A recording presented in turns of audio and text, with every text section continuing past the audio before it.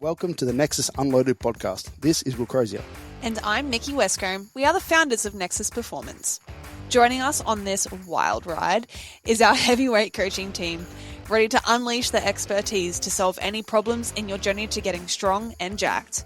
Through our real-world experience, we hope to break things down in a digestible, applicable, and entertaining way. So pump up the volume and let's get into this.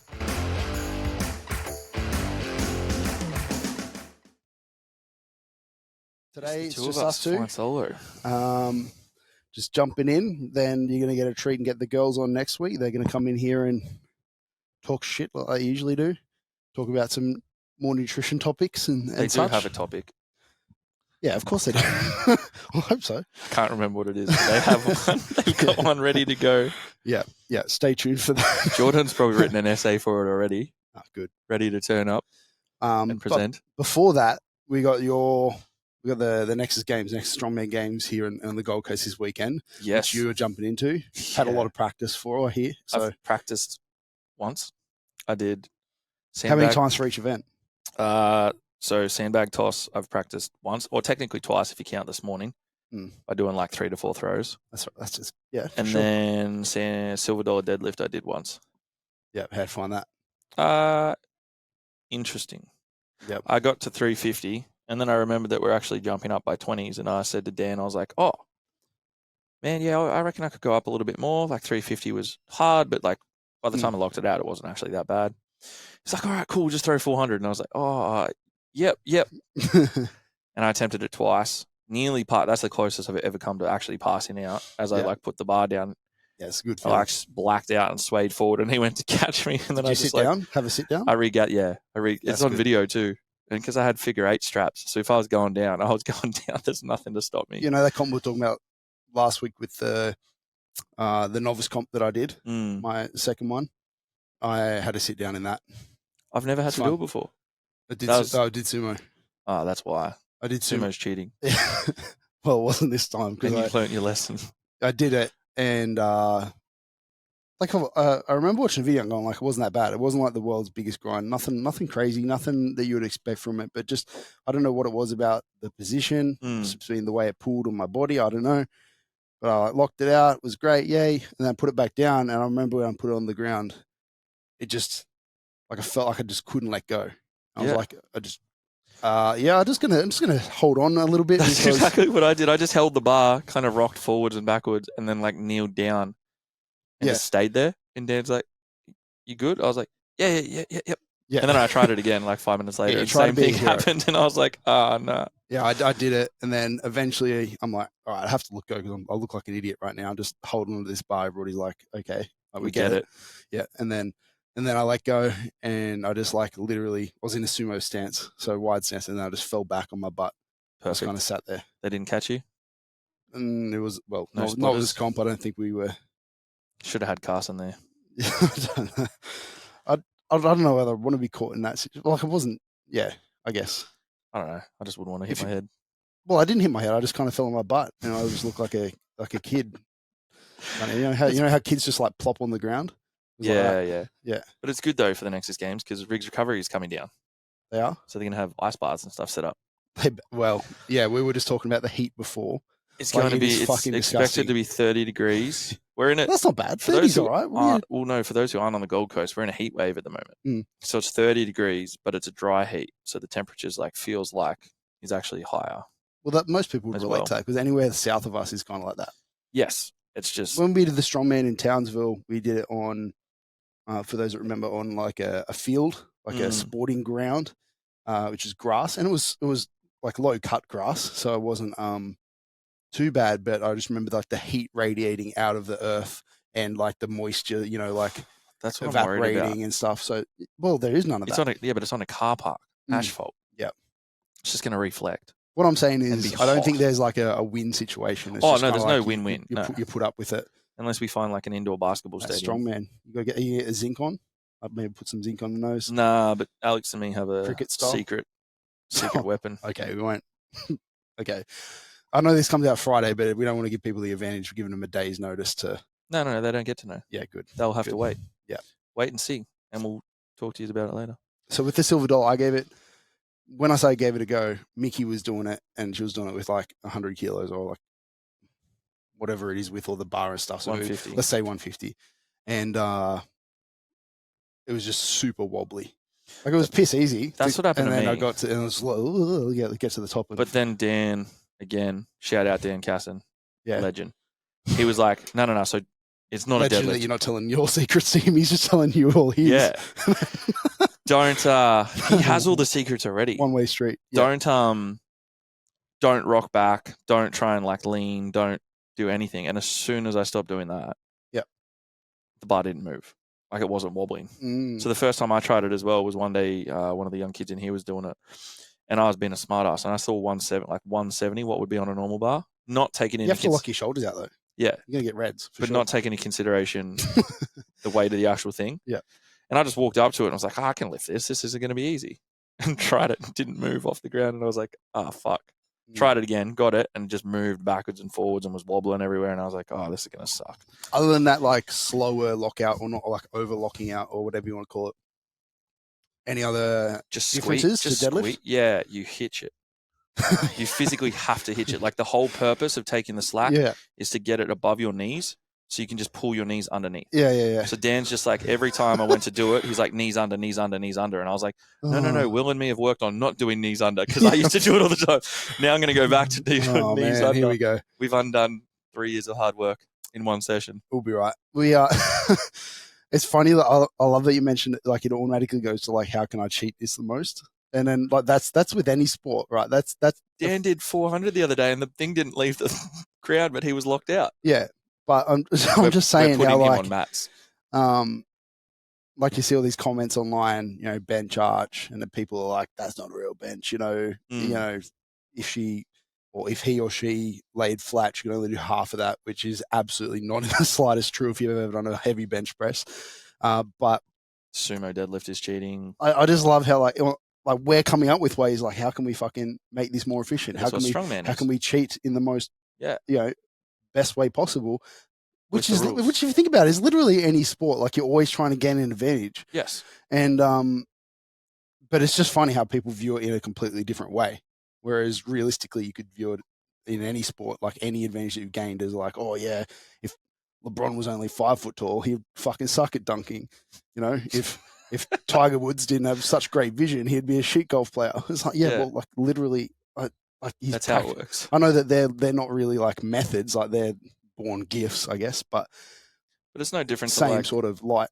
When they release new swimming suits and stuff like that to make it like more streamlined, it's like they're always looking. Yeah, Australia's fucking known for some way to Kathy find Freeman like suit. The smallest little bit of advantage. And if we do that in powerlifting or strongman, we're called cheaters. Yeah, but if you got Michael Phelps doing it in the pool, he's seen as a national icon. He's a champion. Yeah, double standards. So yeah, that's up this weekend. Next week, we'll give a recap on it. End our Christmas party Saturday night.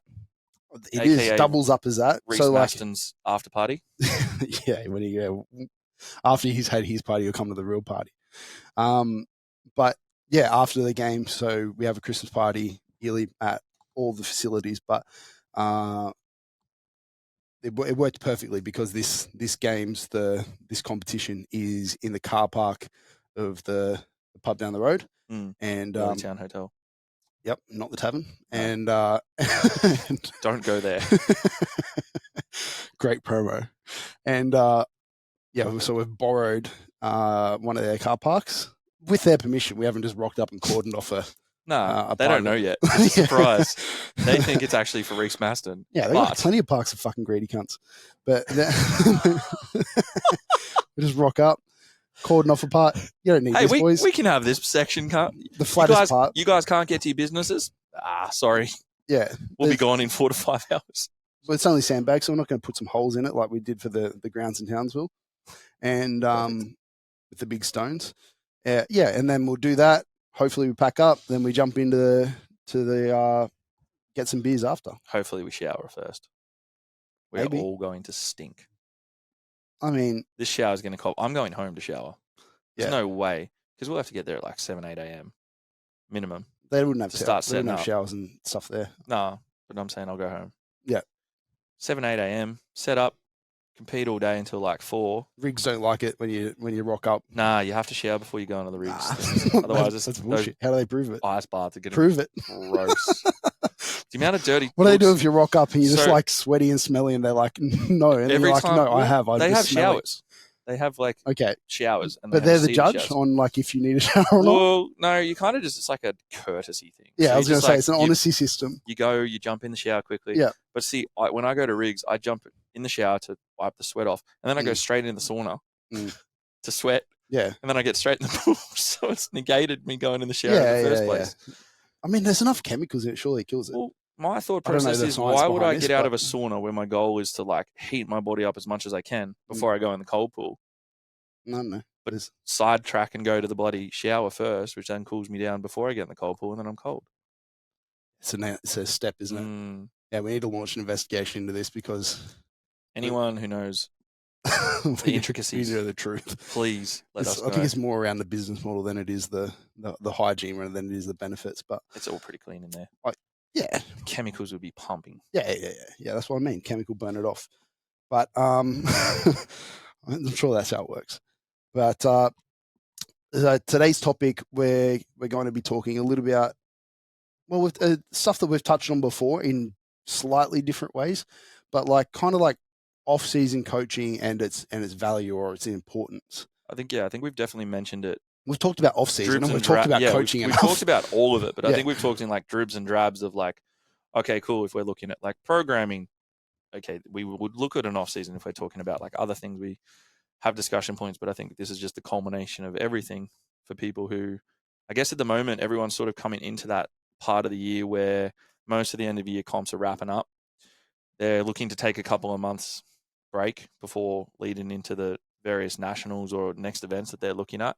Yeah. Over the next 6 to 12 months. So now's like that off season. Everyone sort of winds down a little bit for the year, so they start to think a little bit like, oh, maybe I don't really need to summer's a follow little much bit- of a program. Like it's a little bit more casual. Yeah. So we're gonna obviously we're not against people relaxing, and that's part of an off season, which You're we'll not talk allowed to about. relax. But you don't need to be on 365 Goggins style, just no days off type thing. But Goggins gets a lot of shout outs on this, by the way. Just every now and then, Have you ever listened to his love to audiobook? drop him in. No, I haven't listened to Actually anything by him. really good. It's just the The audiobook's snippets pretty I good. get. I don't know whether I want to view him in that light. I like the snippets and just viewing him in the way That's I pretty view interesting. the South Park way. But yeah, I've noticed a trend. Not so much within like us, I guess. Like there's certainly people like this, but just in fitness in general, going to a few comps over the last weeks, talking to a few people, seeing what people do, what they're talking to them about, what their plans are after, like all this stuff, as well as just over the years of people, maybe getting coaching or getting a gym membership or getting guidance support heavily during a prep. Yep. And then going like off season, okay, like I don't need any of that anymore. Yep. Sometimes it's a financial thing. Sometimes there's reasons. Oh, I get it. Absolutely. That's why we have different tiers to accommodate for different levels of support and guidance. But we see people go from one extreme to the other. Come in full focus, full dedication, full like filling out everything, doing coaching, and then go on completely, ghosting until the next comp rocks around when they're serious again. So that's what we're talking about. We're not talking about a little bit of variance in the coaching. No, because I think definitely, as you mentioned, like we've had quite a few big weekends of comps recently. We had one on the weekend. We had, I mean, between the two of us, we had 4 or 5 people compete. Mm-hmm. Yep. At APL Christmas Cup. The Christmas Cup. Everyone did really bloody well, but it came down to like already sort of having that little bit of a conversation about, all right, cool. So comps this is what we're doing after. Yeah. Someone's setting that plan. It is. So that they understand that, hey, there's something we're actually working towards. Because I think that's one thing that sort of happens is people, they'll finish their comp, they've put everything into it. That's the goal. That's the everything. That's the benchmark. And then it's done. Yeah. And now they're like, it is hard. Where do we go from here? You hear it in bodybuilding more because bodybuilding is you can't do back-to-back bodybuilding comps. Well, you can if you really want to. But They do. You're not going to improve much between them. Whereas in powerlifting, you can make maybe not as significant, but you can make kind of gains between comps depending on where you're at.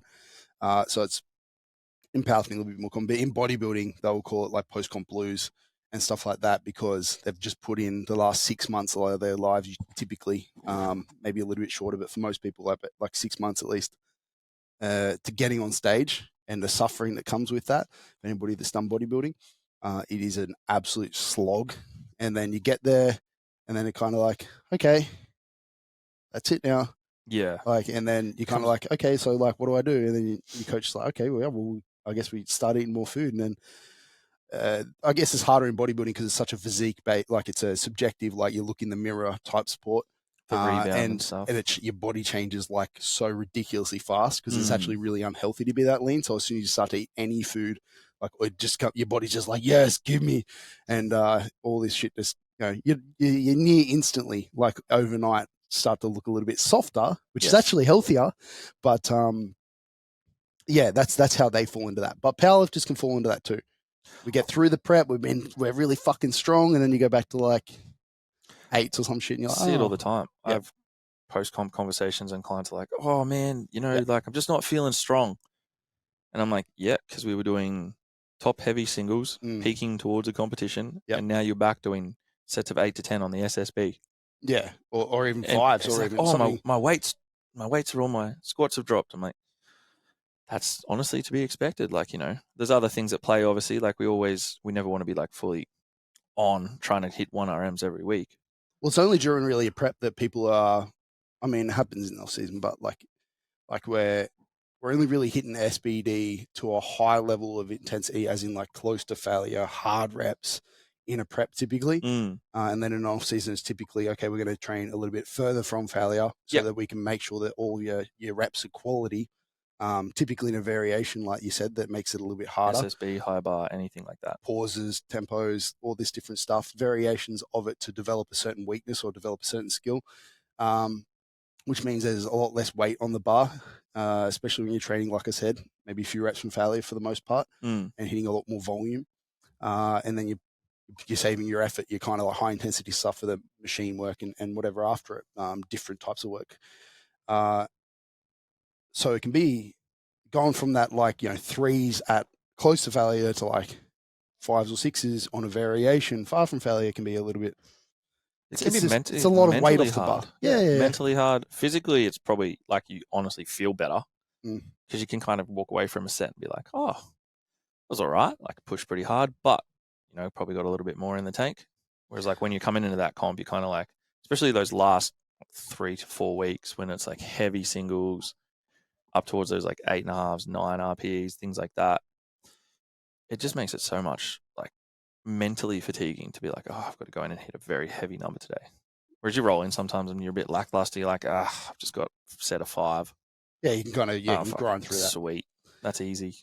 But to go back to the coaching thing, a lot of people don't, I guess, see the value in the coaching until maybe they've been through that on their own or they've been through it, and just they don't see the value of having a little bit of support and guidance. Like I said, maybe it's less frequent, or maybe it's like a downer tier in terms of like how frequent your check-ins or exactly what you're getting. But I feel like a lot of people would benefit a lot more from holding that, and there's various reasons we'll go into, but it's just underestimated by a lot of people in keeping.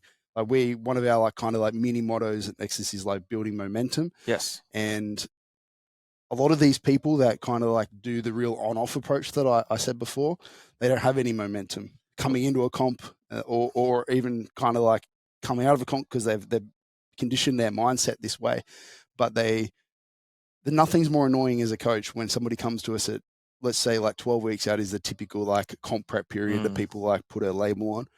They get there at 12 weeks out and they go like, oh, hey, Josh, like, I'm ready for prep now. And you're like, oh, sweet, awesome. Like, what have you been doing? And they're like, oh, so yeah, I'll just like squat once a week, but I don't really have like a plan. Yeah. And then, I kind of just push it hard with the boys or whatever, which we get these people and it's fine. At least you're doing some training, but they don't really have any data. They don't really have any like idea of what their strengths and weaknesses are. They don't really have anything other than like what you had last prep, which was potentially 6, 12 months ago, depending on how long of a break someone's had, which life has maybe changed a lot for them. Yeah. So many things are off. And then when you start coaching, no matter what level you're at, there's some like recalibration. There's a calibration phase, I guess, with the coach. Like you're developing a relationship with the coach. They're getting to know you, like what you're good at, what you're not good at, mentally, physically, or what your weaknesses are, like all of these things.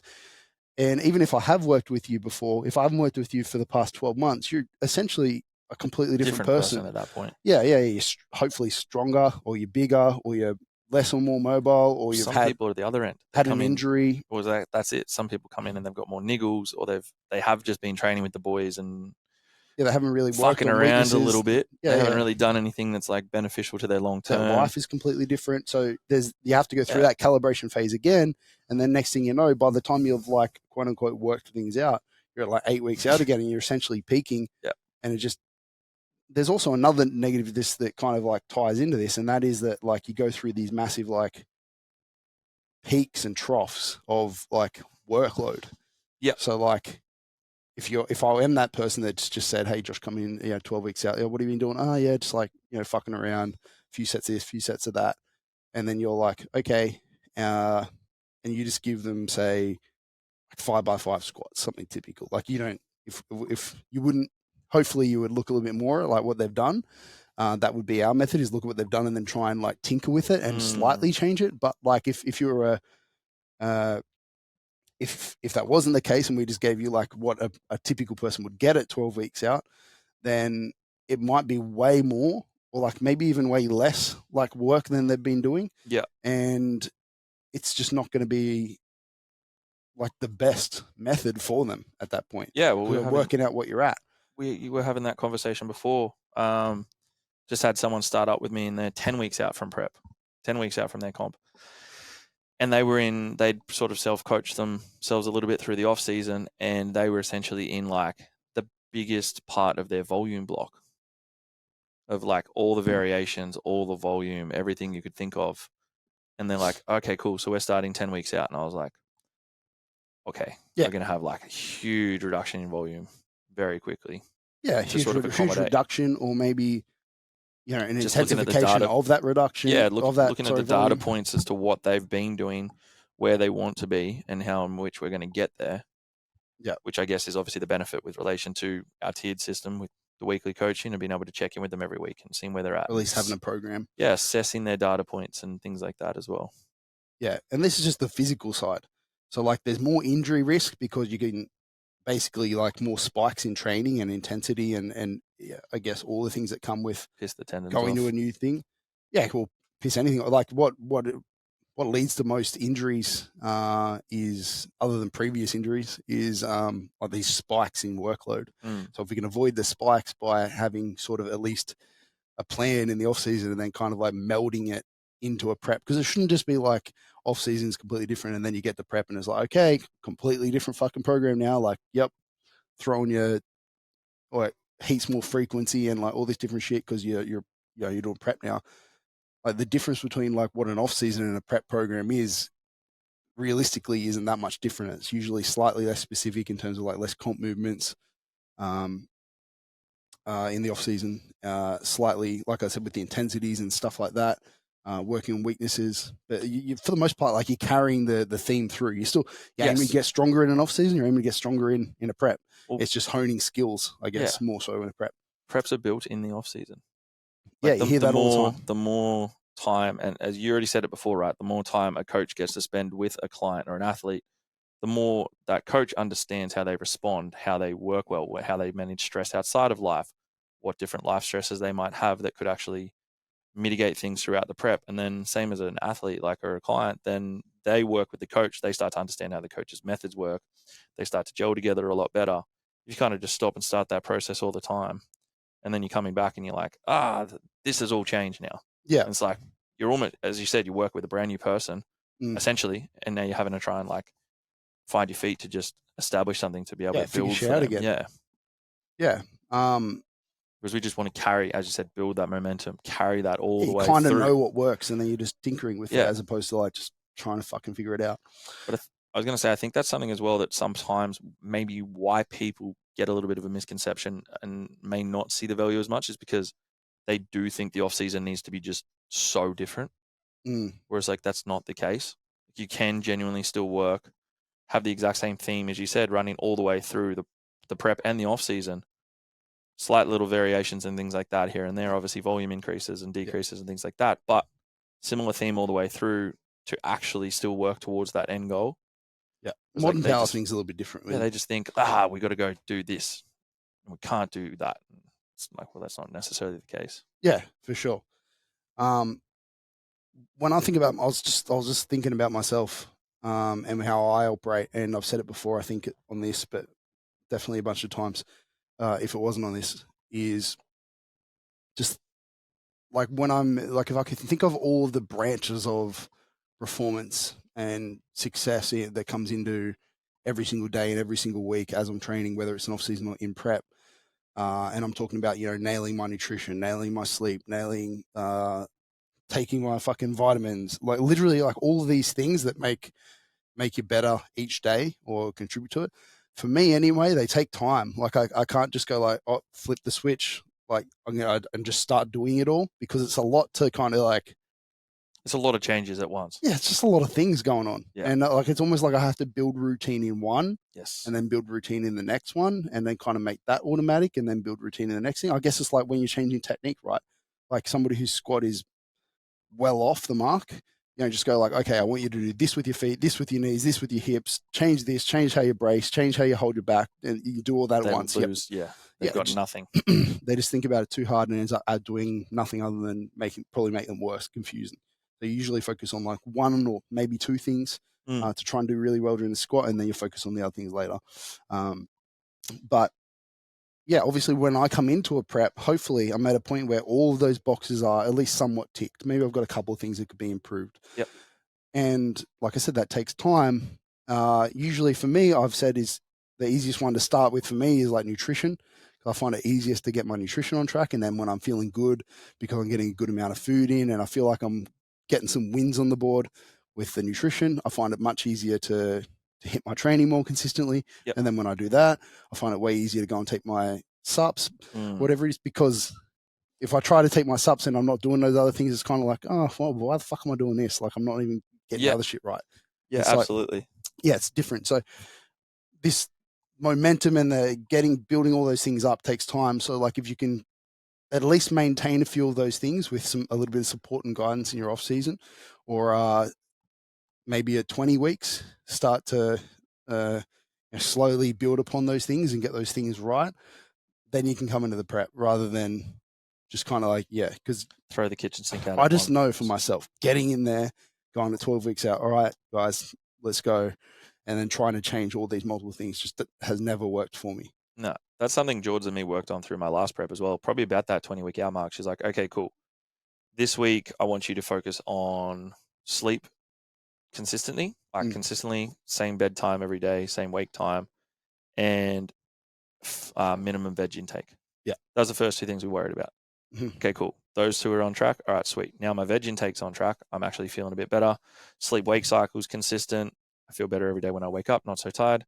Okay, cool. Let's focus on overall calories. It's the mental side too, right? Like you're like, I'm good. You take in wins. Like we're as humans, we're inherently seeking dopamine in like most things we do. Like powerlifters love a bit of dopamine because it's like when you what happens when you get a PR is like you're fucking stoked. You're excited. You want to do that again and again. Yeah, or you have a great comp and get these little wins. Tick the boxes if you see your day every week. Okay, I've had my veggie every day. Slept well every day. Cool. Food's good every day. Nutrition, we're done now. Okay, cool. Supplements if you need to. If your training isn't as consistent as you said, like nailing your sessions every week. Yeah, it's easier to do other things. Building blocks. Yeah. Build the momentum. And I think as soon as you sort of throw that away in the off season, then come back and you're like, okay, cool, let's go again. Unless you're someone who can do that, which all the credit to you, because there's not a chance in hell I could do that. There's no way I'm just like, I'm going to start Monday and then actually start Monday. Yeah. With everything at once.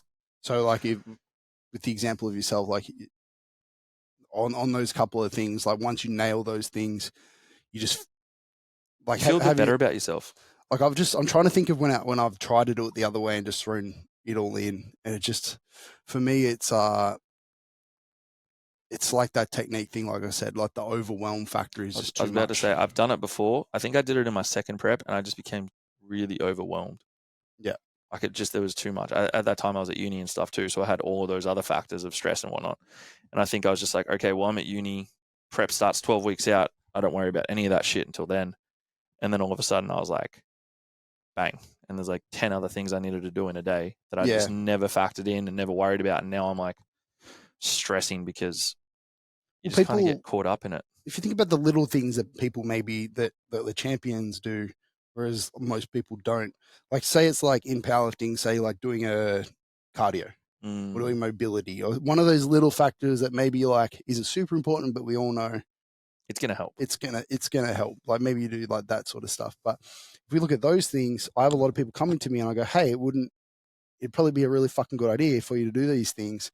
And a lot of people, they just don't get it done. And then they'll think it's on them. They're like, it's like I just suck. I could have done this thing, but I didn't. But typically I find rather than just going like, no, you need to get this done. Like this is like, rather than taking that sort of coaching approach, it's kind of like taking this other line of like trying to I think instead of you need to get this done, it's like, how can I help you get it done? Like, the how little can we things come implement last. it? Yeah. How can we build this out? Like, okay, let's say that someone has actually nailed their training through the whole off season. Training's perfect. They fucking love it. That's the one thing they hit. Okay, cool. Well, if you need to take your supplements, for example, start to place them around your training. Like if training is something you do consistently every day, start to build a routine around that. Yeah, well, that's what I was saying about like nutrition comes first for me because it's the easiest. And then like I do the big building blocks, and then the cardio is something that I fucking hate. So, but when everything else is going right and I'm like, it's way less overwhelming, and I can actually go like, all right, like I can put effort into that now. Like I feel like I've got almost like room, like mental capacity to kind of go like, all right, I can fucking do that now. Yeah, I think that's a big thing because we do have like a certain amount of decisions we can make per day in our brain. Yeah, something to do with psychology. But like for me, even one of the things is like I identified, because I've been working from home a lot more, so I would just wake up out of bed, coffee, straight onto my computer. That was it. Like I'd get up at like 7:20. I'd be on my computer at 7:30. Mm-hmm. Whereas every day now I make sure I get up and go for a walk with Sammy first, because I found that like once I'm up, blood's flowing a little bit, like maybe the joints are a little bit feeling a bit better, heart rate's up just a little bit, you kind of out in the sun, you feel a bit better, you got some air in your lungs, come back in, works so much more way more productive. Yeah. Just that little change of like just slight little change in the morning, up the smallest amount a bit earlier, and it's making a massive difference across the whole week. Yeah. Just little things like that build upon those. So the things like that, I think what a coach can help somebody implement in an off season. It's not just about the training. It's just this is talking about we've gone a little bit off track into like what coaching is in general. Standard. But these are typically the sort of things. Like nutrition is usually one of the biggest things that I push on people in their off seasons. Yep. Because although it's just as important in a prep, like typically it kind of it's maybe towards the end or whatever, or maybe at some point or something. Well, yeah, it's super important then, but all I'm saying is like usually training comes well first and then nutrition second to that for most people. Whereas in off season, like they're still both massively important, but like usually I'll try and get them to focus on that a little bit more. So like they might, a lot of people within Nexus anyway will like sign up for nutrition coaching, and then maybe go down a tier on the other coaching to kind of like balance it out financially. Yeah. And so they can improve weaknesses that way. But if you had to say like what you had somebody come into an off season, like what are the typical things that you're helping coaching wise in an off season other than like putting a program together, I guess, like having something to follow? I think it's more important than having that structure and something to follow. I think it's, as I said, like already building those little blocks, those things you identified through the prep. Okay, cool. We've noticed this might become an issue post-comp, or maybe something's happened on the day and we've picked up on a few things on their comp day. And you're so like, post-comp, cool. you're going to have some sort of reflection. Yeah, you have a bit of a debrief. Like I know, obviously us here at Nexus, we have like a questionnaire thing. They fill it out. We get on a Zoom call with them, or if my guys are if they're close to the GC, I sit down face to face with them, and we just run through everything. Okay, what was good? What do you think we could do better? What do you sort of want to, what are your goals for the future? Where are we going to go? Things you've already been having conversations with them about throughout, I guess. But it's just almost like solidifying that and then creating a plan of attack for them. So it's like you and me sat down post my comment, we're like, okay, I never want to get done for squat depth again. Well, the way in which we do that is not by throwing me back into another prep and just being like, try squat a bit deeper in your reps. That might help to a degree from a skill-based aspect. Just being a little bit more strict on it, Yeah, but also we're looking for solutions opening up ranges that I don't have access to at the moment. Yeah. And haven't had access to for a while because I've just got lazy with it. Okay, cool. So let's tick that little box first. Yeah. And then, okay, cool. We want to build a bit more chest size. Okay, let's tick this box. These are the things that people might want to do in their off season. Yeah. That you'd work with them for, and just to keep them consistent. I'm thinking, when, during an off season, I'm thinking why people fall off a little bit more. And this goes back to this whole being more focused in a comp prep. And it's that there's this goal, there's this timeline of a competition that puts pressure on you to do better. Yep. And so you think fuck, I don't want to get on the platform, look like an idiot. So I got to make these weeks count, and that's pretty motivational for most people. I like setting mini goals.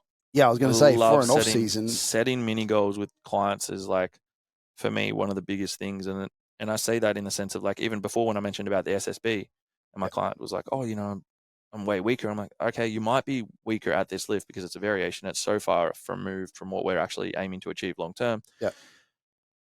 Well, if last time you were in an off season, you managed to get 180 for 5, why don't we set a goal of 200 for 5? Yeah. See how we go. Then you know physically that you've gotten stronger at that lift. So by the time we do go back to a low bar, you can feel a bit more confident to know, oh, I did get stronger in my off season doing this, this, this, and this.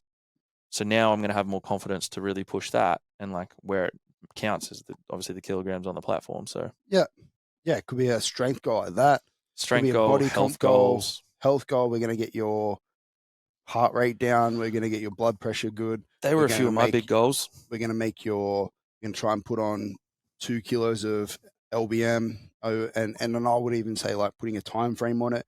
We're going to try and do all these things within X suitable time frame for each one of those things. They're slightly different, but having that and then having a little bit of pressure behind that and going okay, cool, my goal is this within this time frame before next comp or whatever like that, almost makes a little mini competition out of the off season.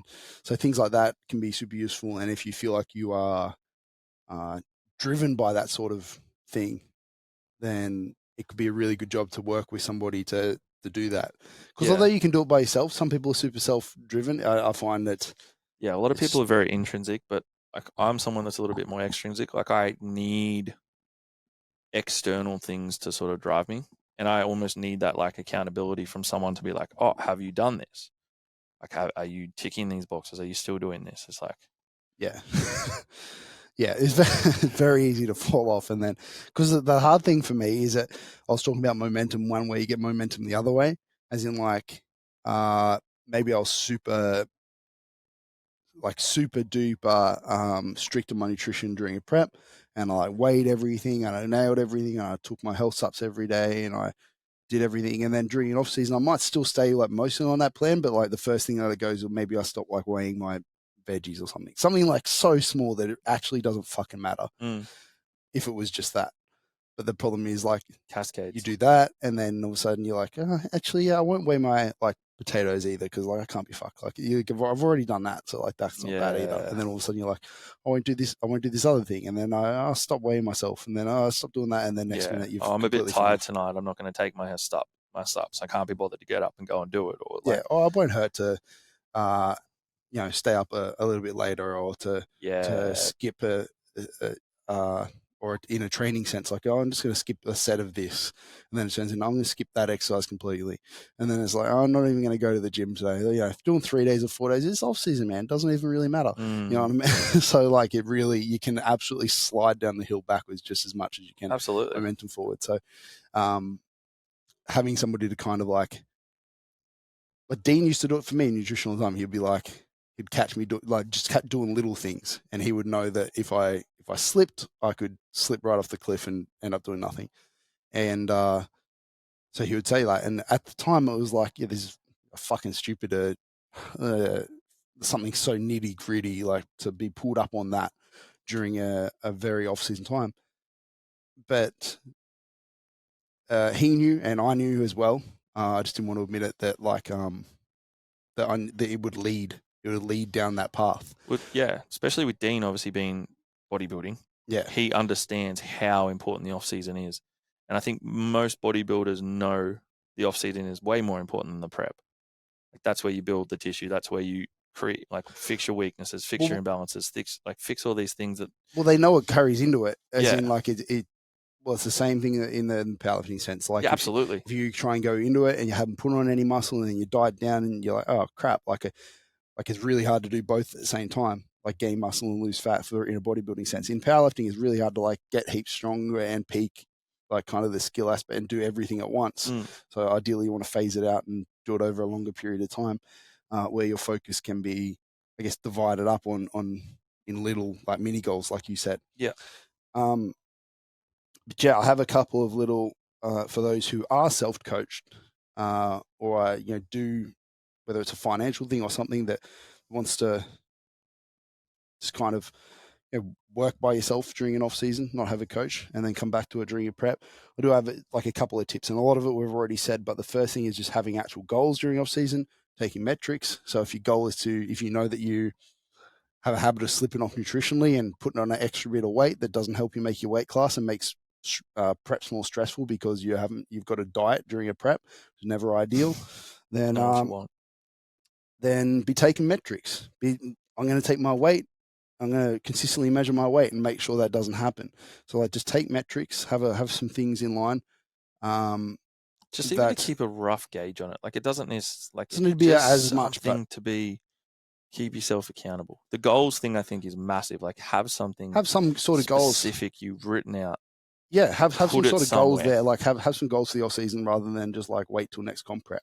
Yeah. And then the metrics, I meant more like like just have something for you to identify when you're slipping, because it's easy to slip so far, and then you're like, how many people have had come to you as a coach and go like, I didn't realize that I would put on 5 kilos, or I would have done something about it if I knew. Yes, it's just. They just fall off. If you just measure it, even if you aren't being serious, like you can see when you're starting to fuck up a little bit too much and kind of hopefully catch yourself. So that's my tip number 1 there. The number 2 tip we have here is watch your timeline and have a general plan, allowing for flexibility within it. Yep. So like I guess this kind of comes down to those mini goals and like having a timeline and going like, okay, my comp is in 6 months time. So like 3 months time is going to be prep, in the next 3, like having some sort of like laid out long-term plan. And those long-term plans change. Life gets in the way. We know it. We've said it a million times on here. You have to be flexible, because just fucking having a 4-yearly Olympics plan where like you've planned out everything for the next 4 years, it just never happens. Never works like that. Not in powerlifting. Certainly not. Yeah, but that's an extreme example. But even over a yearly period, you can't really plan out things perfectly. Changes. Yeah, life absolutely. Changes. We all change. But having a general plan and a general timeline, and still allowing for some flexibility within it, is super important to keep yourself down. So some practical tips, just write them down, set some alarms in your calendar, whatever it is that's going to kind of like alert you as to like when these kind of time frames or when these periods are up and stuff like that, so you can see it happen. Because otherwise you'll have 9 months until your next comp, and then next minute, without you even noticing, you're at 3 months out and you're like, fuck, I haven't done shit. Quick. Yeah. So like just having something to remind you, just going like, hey, by the way, we're 6 months out now. By the way, we're 5 months out now. And you're like, fuck, all right, yeah, shit. And the last one I've just written is like, do the things you enjoy. And this includes things that don't quote unquote carry over to powerlifting. So if you enjoy, before powerlifting, you're a bike rider, or you're a skateboarder, or you're a rock climber, or you're a skydiver, whatever it is. Skydiving is a bit, I guess it falls in there. But I'm talking more like physically, typically. Like if you enjoy doing other things. If you enjoy surfing and all of that sort of, that sort of stuff, go and do it. yeah, do it, keep it up as much as like it won't, quote unquote, like I said, carry over directly and probably won't make you better at a 1RM squat. It will help you mentally. Improving physically and mentally in the body, as we've said, is a very holistic thing. Like it all works and transfers together. I guarantee that improving physically in any attribute, as much as it's not going to maybe affect your 1RM squat, bench, and deadlift, it's still all work. Like just being a better athlete as a human and stuff like that, all underneath is it all. Trust me, it all carries over. It all does to some degree. If you get a bit fitter, if you get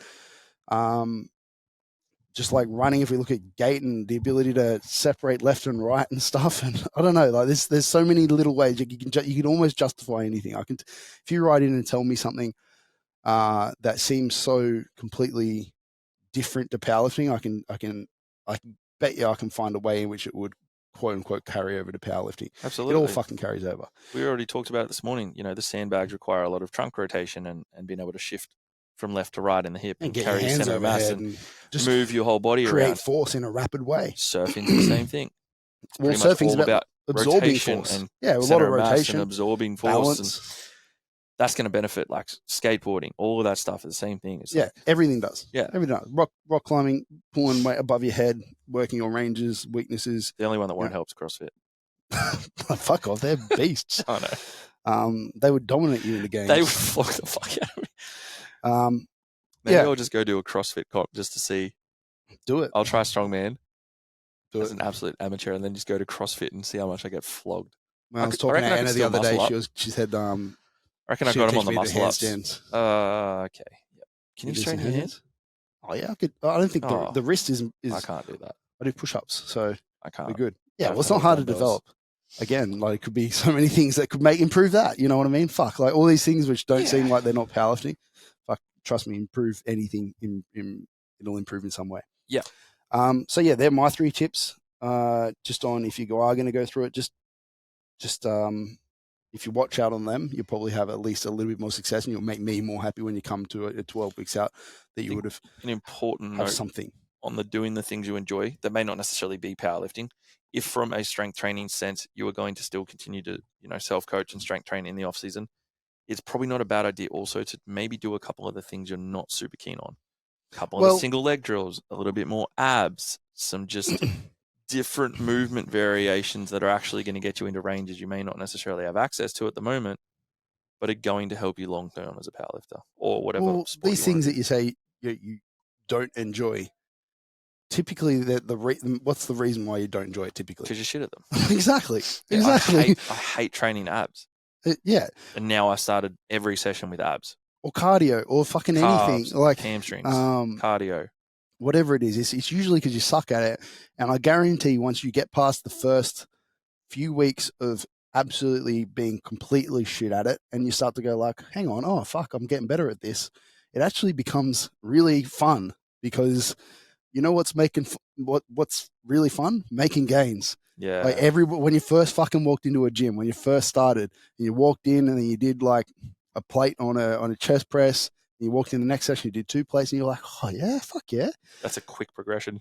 Well, it always is. One session at the start, it is though. That's what I'm saying. It is for the first 6 weeks, absolutely. So you're like, because it's a skill thing at that point, So you get better at things really rapidly when you first start, and so that's what I mean. Is that like all these things that you tell me that you don't enjoy, it's only because you're shit at them, and then once you do them for a little bit, you realize, oh fuck, this is kind of cool. It's actually fun. And then when you also see it carry over, like I've started both my leg days with calves. I've already noticed a reduction in my feet and ankles hurting when I walk for too long, but also opening up range in my squats, pendulum, leg press, SSB, etc. Yeah, feeling more comfortable going into the bottom because like all of a sudden my calves have a little bit of range in them. It all carries a little bit over. more strength. Yeah, it is. It's great. Let's do varied things, but make your preps not so. Yeah, don't vary your prep. Yeah, you won't be training calves first up in your prep. Anyway, cool. We'll leave it there. If anybody has any questions, jump on the website, hit the feedback form, leave us any questions, leave us any feedback, anything in your off season. I'd love to hear stories about when you've completely fallen off the wagon in off season and shit the bed, and then come back and try to gather it back together. We've all been there. Hit us up with your stories. Anything along those lines, DM me. I'll get on it. Cool. Sweet. Done. Catches. Thank you for listening to the Nexus Unloaded podcast. Be sure to jump on our website to find details on everything mentioned in the podcast today, plus information on our coaching, mentoring, and gyms based in the Gold Coast and Townsville. Make sure you follow us on our Instagram for any updates on what we are currently doing, and we'll see you all in the next episode.